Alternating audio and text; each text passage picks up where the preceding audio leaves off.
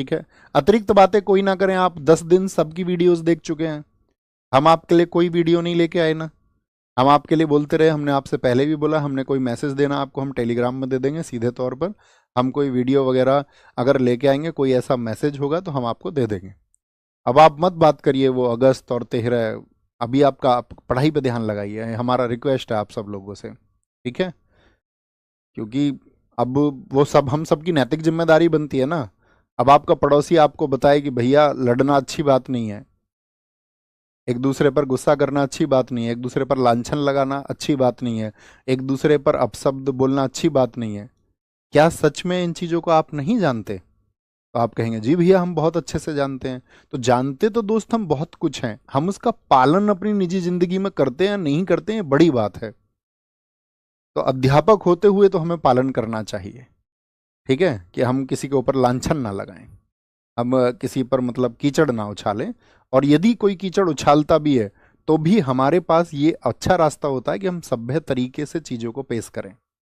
हर किसी का एफर्ट लगा है, आप किसी को नेग्लिजिबल नहीं कर सकते। आप ये नहीं बोल सकते कि इस व्यक्ति का एफर्ट नहीं लगा है।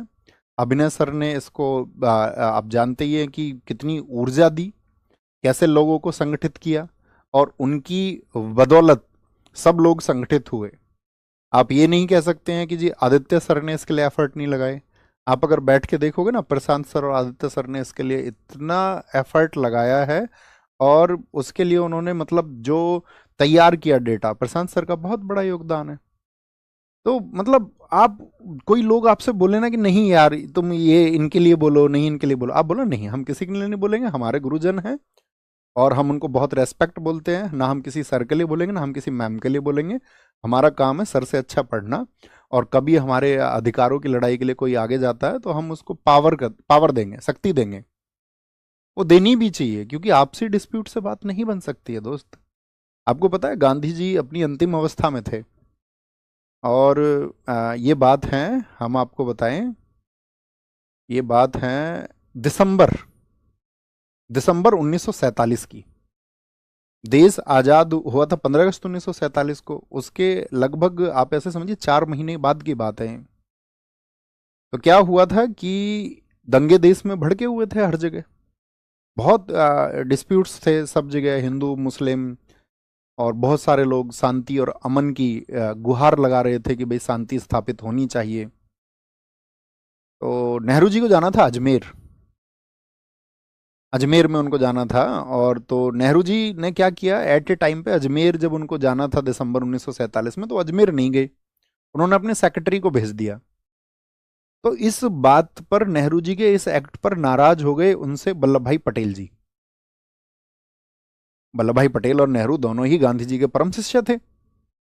अब जब इस बात पर आपका नाराज हो गए वल्लभ भाई पटेल, उन्होंने कहा कि तुम जितना भी मंत्रिमंडल है ना ये सारा, इन मंत्रियों में आप प्रमुख हैं, लेकिन आप अपनी चीजें बाकी लोगों पर नहीं थोप सकते हैं, आपको जाना चाहिए था वहां अजमेर।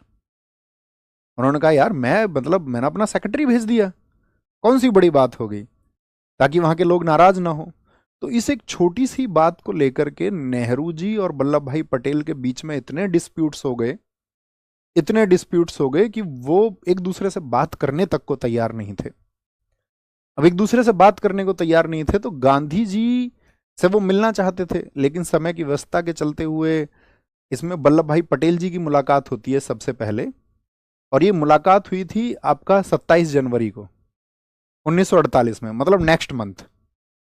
गांधी जी की डेथ हुई 30 जनवरी 1948, यानी उससे 3 दिन पहले की बात है। तो उससे 3 दिन पहले की बात में तो उन्होंने क्या कहा पटेल जी से कि भाई तुम आपसी जो मन मुटाव है उसको मत रखो, और आपसी मन मुटाव अगर तुम रखोगे तो वो देश के लिए अच्छा नहीं है। और मैं चाहता हूं कि कल तुम लोग मुझे मिलो, दोनों लोग, मतलब पटेल जी को और नेहरू जी दोनों को बुलाया गांधी जी ने। लेकिन क्या हुआ कि फिर वो मतलब आप ऐसे समझिए कि परिस्थिति वैसी नहीं रही, और वो मुलाकात नहीं हो पाई, और 3 दिन बाद ही गांधी जी की हत्या कर दी जाती है। और गांधी जी की जो हत्या हुई तो उसके बाद में कुछ दिनों के बाद में नेहरू जी ने पहले पत्र लिखा वल्लभ भाई पटेल को। उन्होंने चिंताएं जाहिर की कि अब वक्त ऐसा आ गया है कि हमको एक दूसरे का विरोधी नहीं होना चाहिए, हमको एक दूसरे के खिलाफ नहीं होना चाहिए, इस समय देश के हालात कुछ और हैं, और हमको मतलब एक ही मंच पे आना होगा, एक ही जगह हमको आना होगा। तो पटेल जी ने भी इतना ही सकारात्मक उत्तर लिखा नेहरू जी को कि हाँ आप ठीक कह रहे हैं, हमको एक दिशा में आगे बढ़ना होगा। मतलब उन्होंने अपने मन मुटाव भुलाया, यानी कि ये किसकी वजह से हो पाया, उन दोनों ने उसके लिए मन बनाया। और एक घटना इतनी बड़ी रही कि जिसको जो हृदय विदारक घटना थी, गांधी जी की डेथ।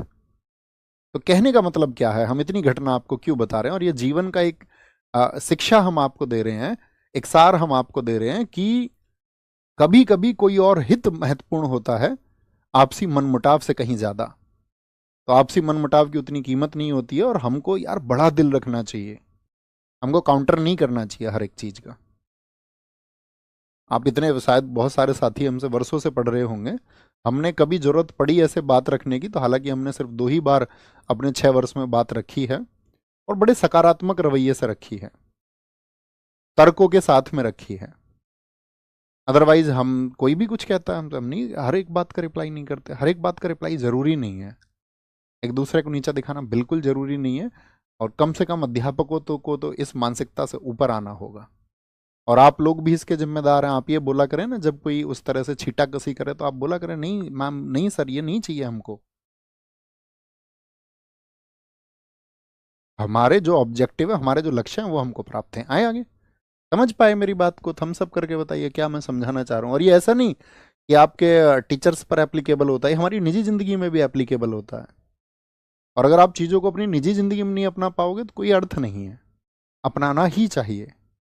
ये सभी रेस्पेक्टेड लोग हैं, सभी आदरणीय लोग हैं। और क्यों होता है ऐसा, तो हम तो यही उम्मीद कर सकते नहीं होना चाहिए। जैसे हमने आपको बताया ना, पता सबको होता है, बात बस सिर्फ अप्लाई करने की है। ओके।